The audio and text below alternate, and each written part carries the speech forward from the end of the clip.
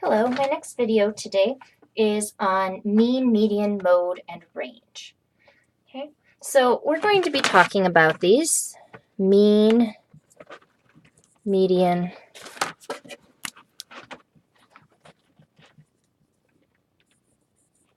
mode, and range. So when you have a set of data, you're going to be looking at these as measures of averages. So typically mean, median, mode we call measures of central tendency.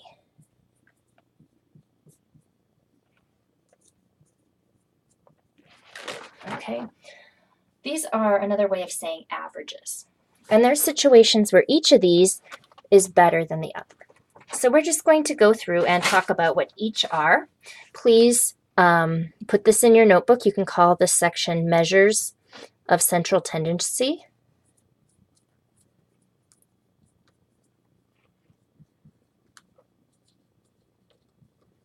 Okay. Measures of Central Tendency. So first we're going to start with the mean. So what the mean is what we've been calling average up to this point. So the mean is when you add up all of the numbers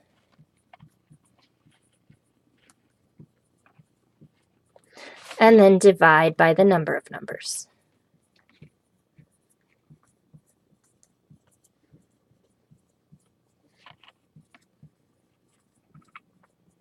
Okay. So let's take a set of data. Let's say our data is 5, 6, 8, 8, 10, and 11. Okay, first thing I'm going to do is I'm going to add those all up. Here I have 5 plus 6 is 11, 8 and 8, 16, 11 and 10 is 21. So now I only have to add up these numbers because I broke it down for myself. So I get 48. And that 48 represents 1, 2, 3, 4, 5, 6 numbers. So I'm going to take that 48 divided by 6. And that's going to tell me what the middle of the road here should be. So you can see that if I divide, I get 8, right? So here my mean is 8. It means that is the center of these numbers when you're looking at it through the eyes of mean.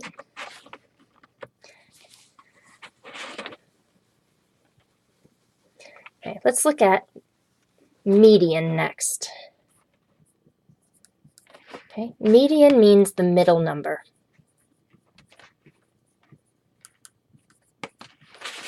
So the middle number is if you put them in order from least to greatest.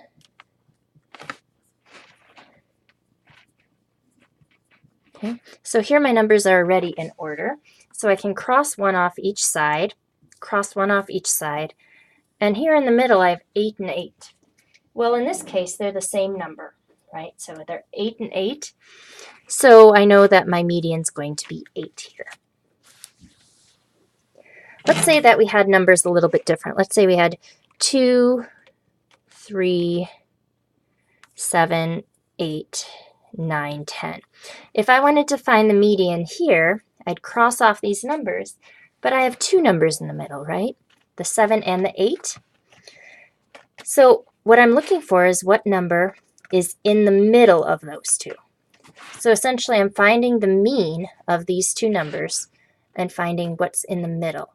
So right between 7 and 8 would be 7.5. I could have gotten that by saying 7 plus 8 is 15. And then since I have 2 numbers, 15 divided by 2 gives me 7 and 1/2, which is the same as 7.5. Okay, so if there is just one middle number, it's easy. In this case, 1, 2, 3, 4, 5. If I find the median here, my middle number is just 3. Finding the mode is also fairly straightforward. The mode is just the number that appears the most.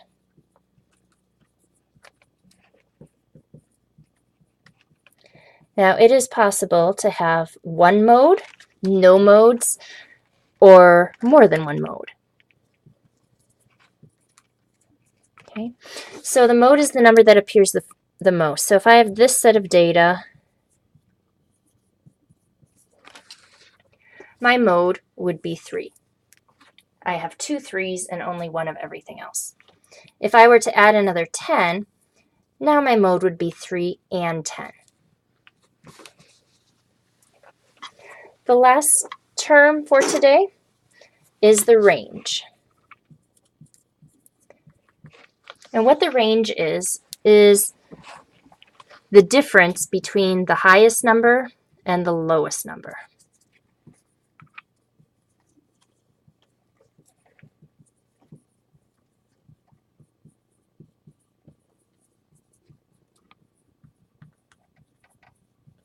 Okay. So if this is my set of data, my range would be 6 minus 1. Since 6 is my highest number, 1 is my lowest number, and my range would be 5 in that case. So you're going to get to practice this a little with larger sets of numbers. You're also going to be doing this for your projects when we start analyzing your projects.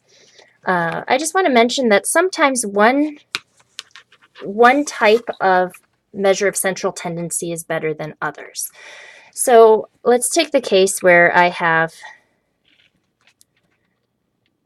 these numbers, 0, 70, and 100. Okay. In this case, let's put another number in there. Let's do 80 as well. 0, 70, 80, and 100. Okay. Most of my numbers are higher, right? But I also have the 0 in here. So let's find the mean here.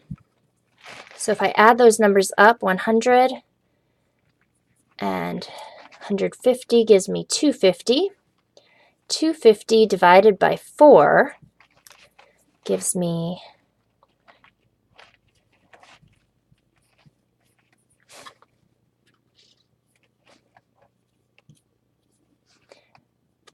62 and 1/2. Okay, so 62 and 1/2. Now, does 62 and 1/2 represent this group of numbers very well? In my opinion, no, because 62 and 1/2 falls like here, right? It doesn't really show these numbers very well.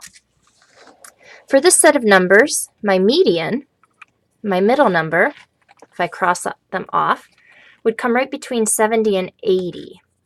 So the number right between 70 and 80 in the middle is 75. To me, that number represents this set of data a bit better because it's showing right in the middle.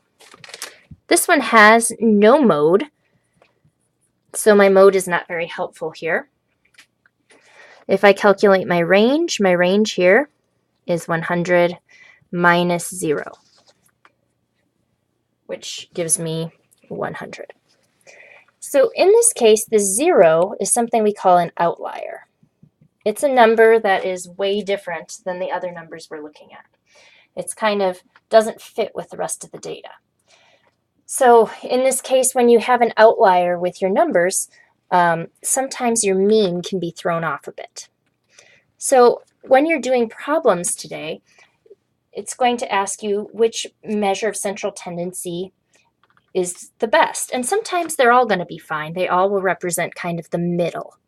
But you can see here, the mean, in this case, does not really represent the number set. The mean is much less than most of the data numbers. Okay, so I'm going to have you try to work on this sheet, mean, median, and mode, and applications. On the back are a couple applications.